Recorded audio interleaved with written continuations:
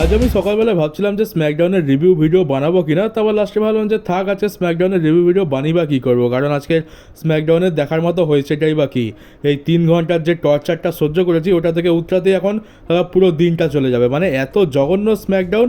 এর আগে আমি তো এই বলতে গেলে 2025 সালে সব থেকে বেকার স্ম্যাকডাউন এটা হয়েছে। মানে কি ছিল, কিছুই নয়। আজকে স্ম্যাকডাউনের মেন ইভেন্টে আমরা নায়া জ্যাক্স আর নেওমি ভার্সেস জেড কার্গিল আর টিফনি স্ট্র্যাটনের ম্যাচ দেখতে পেয়েছি। এইটাই ছিল মেন ইভেন্ট। আর এমন নয় যে মেন ইভেন্টটাই ফালতু ছিল, আজকের পুরো শোটাই একদম বেকার ছিল। মানে আজকের শোটা যদি তোমরা না দেখো তোমাদের জীবনে খুব একটা কিছু যায় আসবে না। আর এমন নয় যে তোমরা ডাব্লিউডব্লিউ থেকে অনেক কিছু মিস করে যাবে, তো বলার মতো কিছুই নেই, একদম জঘন্য। ওই 3 ঘন্টা স্ম্যাকডাউন যারা লাইভ দেখেছো তারা তো বুঝতেই পারছো। আজকে স্ম্যাকডাউন থেকে দুটো জিনিস আমরা যা জানতে পারলাম। একটা ছিল র্যান্ডোটনের প্রোমো। র্যান্ডোটন এখানে জনসিনাকে পাঞ্চিং মারার কথা বলছে, আর র্যান্ডোটন এটাও বলছে জনসিনা হচ্ছে শেষ এমন লেজেন্ড যাকে র্যান্ডোটন কিল করবে। সে ব্যাকল্যাশেতে জনসিনাকে, মানে র্যান্ডোটন তো একজন লেজেন্ড কিলার, তাই জনসিনা একজন লেজেন্ড, তাই জনসিনাকে কিল করে দেবে। আর পাঞ্চ কিক সম্ভবত আসতে চলেছে। তো জানি র্যান্ডোটন ম্যাচটা জিতবে না, কিন্তু জয় পারে হোক, পাঞ্চ কিক তো আমি দেখতে চাই র্যান্ডোটনের তরফ থেকে। তো দেখা যাক সেটা হয় কি না। তার উপরে আরেকটা জিনিস দেখতে পেলাম, সেটা হচ্ছে যে Jacob Fatu versus LA Knight versus Damian Priest versus Drew ম্যাকিন্টায়ারের মধ্যে ইউএস চ্যাম্পিয়নশিপের জন্য ম্যাচ অফিসিয়াল হয়েছে।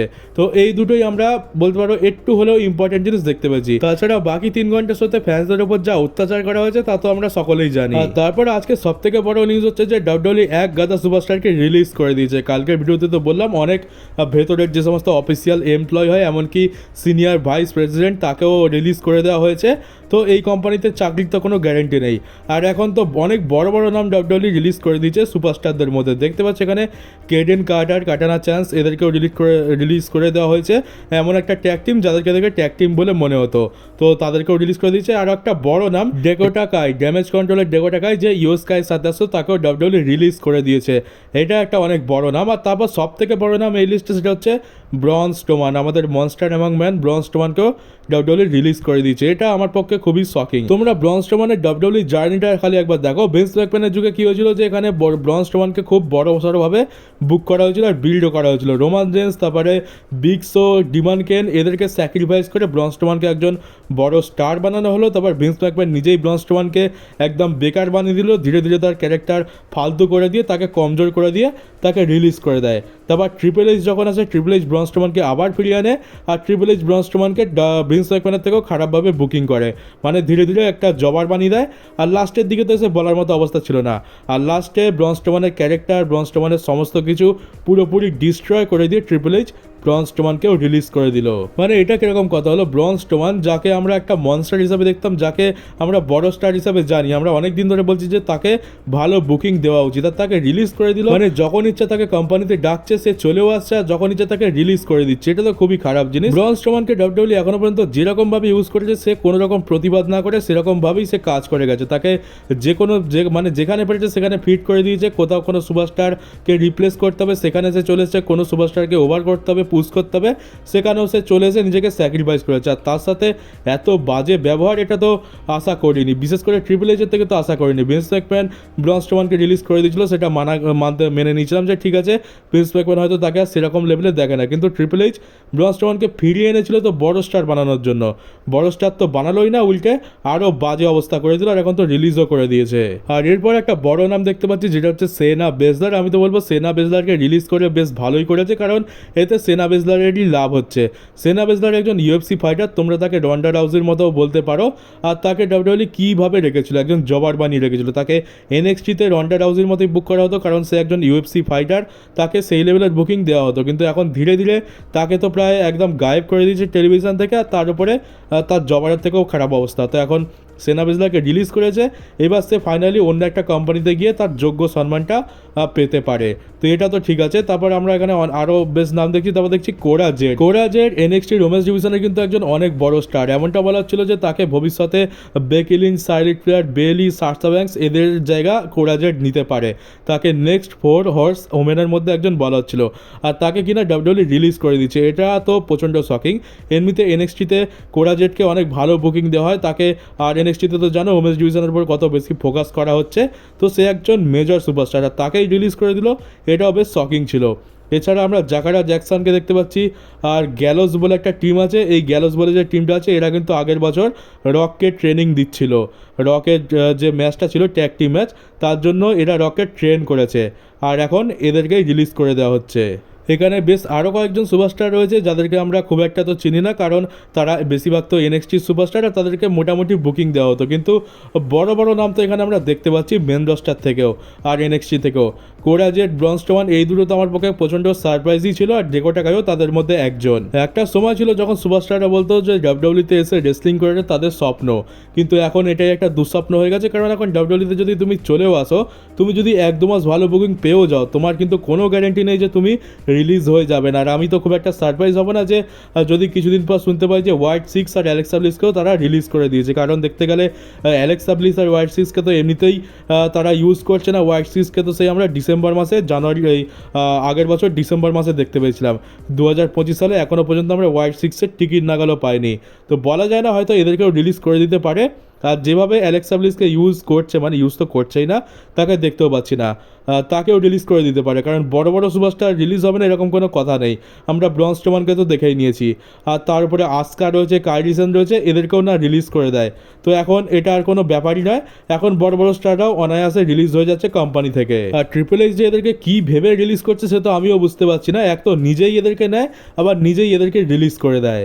জাস্ট আর কিছু বলার নেই। এখান থেকে তো প্রচণ্ড জঘন্য মানসিকতার পরিচয় পাওয়া যাচ্ছে। এর থেকে তো টনি খান অনেক ভালো, এইডব্লিউ এইসব দিক দিয়ে অনেক বেশি এগিয়ে রয়েছে। সে ফ্যান্সরা এইডব্লিউ আর টনি খানকে যতই বেশি ট্রোল করুক না কেন। আর কোরা জেড যখন জানতে পারে যে সে রিলিজ হয়ে গেছে, তারপর সেই ইনস্টাগ্রামে একটা স্টোরি দিয়েছে, দেখতে পাচ্ছ এখানে সে কি বোঝাতে চাইছে। এটাও তার কাছে প্রচণ্ড শকিং যে সে ডাব্লিউডব্লিউ থেকে রিলিজ হয়ে গেছে। সেও হঠাৎ করেই জানতে পারে আমাদের মতো, আর সে একদম হতবাক। সে কখনো আশাই করেনি যে তার সাথে এরকম কিছু ঘটতে পারে। আর এই ফটোটা দেখে তো আমরা তার ফিলিংসটাকে বুঝতেই পারছি। আর এবার কোডি রোডসের রিটার্ন নিয়ে কথা বলা যাক। কোডি রোডস কবে রিটার্ন করবে? তো ব্যাকল্যাশ হওয়ার পরের যে প্রথম স্ম্যাকডাউনটা রয়েছে, মানে 16ই মে, সেই স্ম্যাকডাউনের জন্য কোডি রোডসকে কিন্তু শিডিউল করা আছে, কিন্তু অফিসিয়াল করা নেই যে সে একদম আসছেই আসছে। তো তোমরা এক্সপেক্ট করতে পারো যে আমরা সেখানে হয়তো কোডি রোডসের রিটার্ন দেখতে পাবো। আর এবার টিএনএ রিলেটেড একটা নিউজ আছে। টিএনএতে আমরা আগে কি দেখতে পেতাম, বেশ ব্রুটাল ম্যাচেস দেখতে পেতাম, রক্ত বেরোতো, কাঁটার তার কাঁচ অনেক কিছুর ইউজ করা হতো, কিন্তু এখন সেইগুলো একটু কম করে দেওয়া হবে এমনটা নির্দেশ এসছে। যে টিএনএ ব্র্যান্ড স্পন্সার থাকে, তারপর আরও অনেক কিছু থাকে, টেলিভিশনের একটা ব্যাপার থাকে, সেই জন্য এখানে আমরা রক্ত দেখতে পাবো না। এইসব মানে মেরে মাথা ফাটিয়ে দিচ্ছে ওইগুলো আর দেখতে পাবো না। কখনো অ্যাক্সিডেন্ট হয়তো হয়ে যেতে পারে, কিন্তু যে নিজে থেকে কখনো ওইসব ব্লাডি ম্যাচ দেখাবে না।